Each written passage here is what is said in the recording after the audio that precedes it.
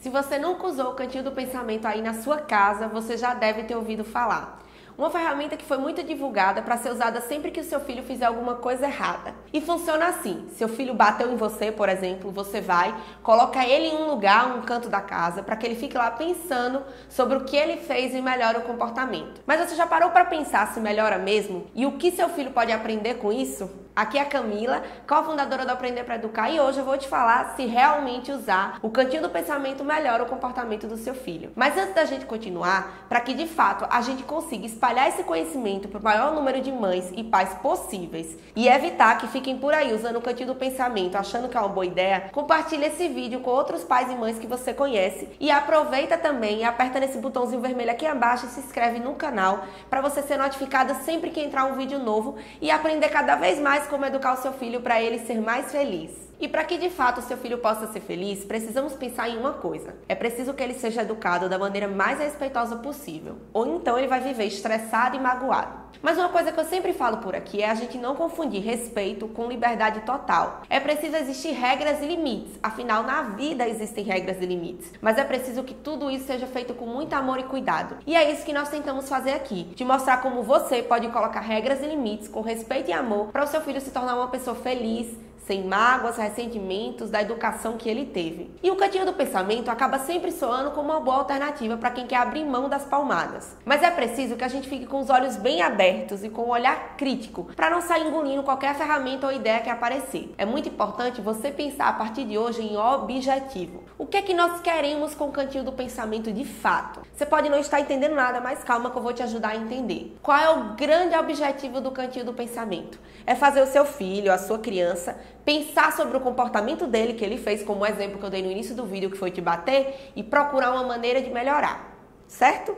Esse é o objetivo que a gente tem quando a gente utiliza o Cantinho do Pensamento, pelo menos se você for como a maioria das mães e pais que eu acompanho, esse é sempre a justificativa, para ele pensar no que ele fez, para ele mudar o comportamento. A primeira coisa que eu quero dizer a você é para você parar aí um minutinho aqui comigo agora nesse vídeo e pensar se uma criança, em média até os seus 7 anos e até os 12, vai conseguir pensar de uma maneira tão crítica e madura sobre o próprio comportamento sozinho. Se pra gente com 20, 30, 40 já é desafiante, imagina para alguém tão pequeno que nem tem o cérebro totalmente desenvolvido. Dificilmente ele vai estar lá naquele cantinho pensando em como ser melhor e se comportar diferente.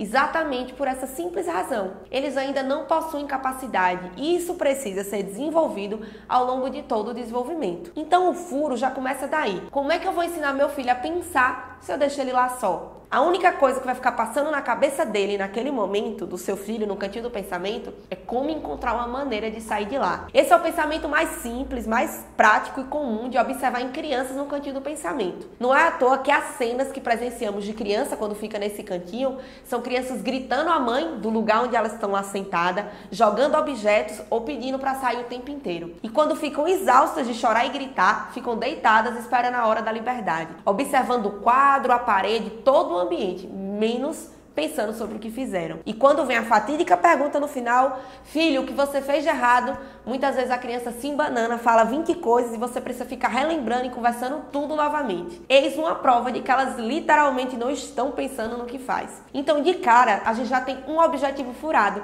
Lembra quando eu falei lá no início do vídeo que o objetivo do Cantinho do Pensamento era pensar sobre o comportamento? E aí a gente tem esse segundo objetivo, que é o filho melhorar esse comportamento. Então a gente já sabe que ele não pensa sobre o comportamento lá e muito menos ele melhora. Quantas vezes, quando alguém te criticou, te fez mal, você pensou em como ser melhor? Nós não conseguimos pensar em como ser melhor quando nós estamos nos sentindo mal. Triste, raiva, rancor, querendo vingança. E quando a gente é criança, é pior ainda. A gente não sabe como lidar com o próprio comportamento, com os próprios impulsos, com os próprios sentimentos. E isso é pior ainda. O que eu tô querendo dizer é que se o seu objetivo for fazer o seu filho se sentir mal, sozinho, e deixar ele lá pensando em como se vingar de você e ficar com raiva de você, o Cantinho do Pensamento pode ser uma boa alternativa. Mas se o seu objetivo for que ele pense sobre o comportamento e melhore o seu comportamento, como a gente falou lá no início, é bom partir para outras estratégias. E sabe por quê? Além de furar os dois objetivos, como eu já expliquei aqui, pelo simples fato do seu filho ainda ser uma criança, ele precisa de você para crescer e aprender como o mundo funciona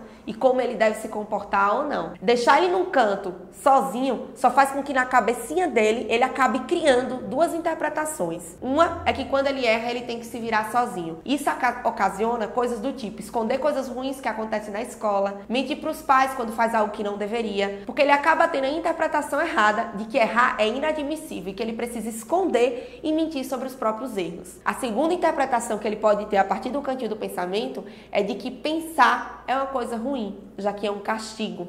E esse eu acho o principal dano desse tal do cantinho do pensamento. Devemos ensinar os nossos pequenos a lidar melhor com os erros, a aprender, a crescer, correr atrás do prejuízo e não mostrá-lo ainda cedo que pensar sobre o que fez é algo ruim. Pensar sobre o que fez deve ser algo positivo, tranquilo, para que a gente possa educar nossas crianças para no futuro, ou até hoje, atualmente, eles aceitarem melhor os erros, reconhecerem melhor esses erros, pedir desculpa e refletir mais sobre o próprio comportamento. E bingo! A gente já tem dois objetivos furados no cantinho do pensamento e duas interpretações que podem ser totalmente equivocadas e atrapalhar o desenvolvimento do seu filho. O problema do cantinho do pensamento é a forma como ele é feito. É um castigo, uma ameaça, ficar sozinho no canto da parede, e isso não é nem de perto algo educativo. Uma coisa que eu sempre falo aqui é que mais importante do que o que você faz é como você faz. Essa mesma ideia que você tem de tirar um tempo para pensar pode ser utilizada de outras maneiras. Podemos pensar no cantinho da calma, por exemplo, um espaço para a criança se acalmar. Mas eu repito novamente, o como fazer é o mais importante. Não é o fato de eu trocar o nome aqui do canto do pensamento para o canto da calma que vai mudar tudo. É preciso que realmente seja um lugar prazeroso para a criança e que ele tenha você nesse lugar como suporte.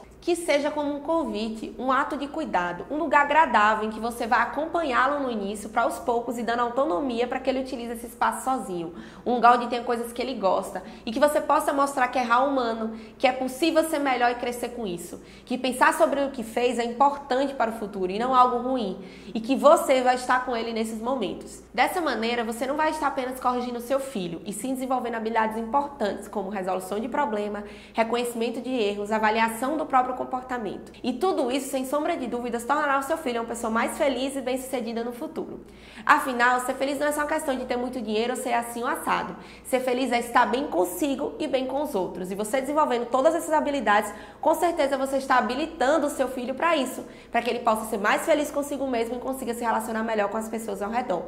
E se você gostou desse vídeo, faz sentido para você não usar mais o cantinho do pensamento e você agora quer ajudar as outras mamães e papais a evitar todos os prejuízos que expliquei aqui, é só curtir o vídeo e compartilhar. E se você quer saber mais como educar o seu filho para ele ser feliz e bem-sucedido, eu tenho um e-book disponível para download gratuito, que o link está aqui na descrição abaixo desse vídeo. É só clicar e baixar e descobrir como você pode começar hoje mesmo a educar o seu filho para ele ser feliz e bem-sucedido. Um beijo bem grande e até o próximo vídeo.